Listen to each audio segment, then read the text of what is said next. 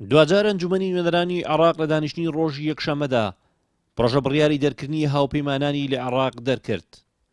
هەنگاوەکەی ئەنجومەنی نوێنەرانی عێراق لەم دۆخەدا چاوەڕوان کراو بوو، چونکە لە ڕۆژی هەینیەوە کە قاسم سولەیمانی و ئەبوو مەهدی موهەندیسی تیایدا کوژران، پرسی جێهێشتنی خاکی عێراق لەلایەن هێزەکانی هاوپەیمانان و بەتایبەتیش ئەمریکا بووە بە دروشمی گەورە و بچووکی شیعەکانی عێراق.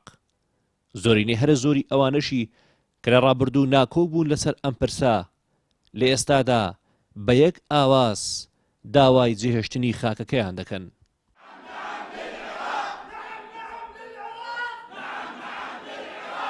دانیشتنی ڕۆژی یەکشەممەی ئەنجومەنی نوێنەرانی عێراق بە ئامادەبوونی 173 پەرلەمانتار بەڕێوە چوو، کەنەوە لە بەشداربووانی کۆبوونەوەکە لە پێکاتەی سون نەبوون و کوردیش بەشداری دانیشتنەکەی نەکرد.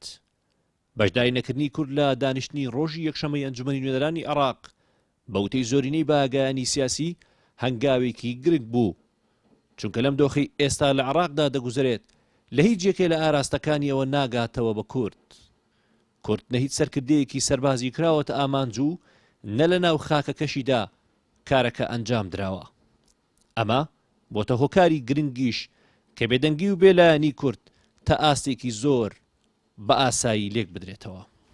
بێدەنگی کورد و دەنگی بەرزی شیعەکانی عێراق لە کاتێکدایە کە وڵاتی ئێرانیش لەسەر ئاستی باڵا تا ئێستا سوورە لەسەرەوەی کە لە بەرامبەر خوێنی قاسم سولەیمانیدا وەڵامی توندی ئەمریکا دەداتەوە.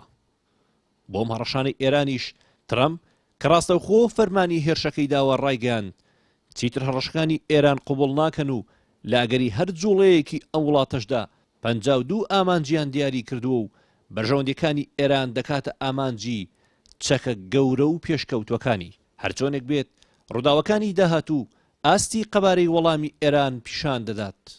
عێراقیش کە بووە بە گۆڕەپانی ململانەیەک کە لە بنەڕەتەوە شەڕی ئەو نییە، داهاتوەکەشی وەک ئاسمانی وڵاتەکەی لە دەستی قەدەرێکدایە کە ڕەنگە زیانی زۆری لێ بدات. هونەر ڕەسوڵ، گەلی کوردستان.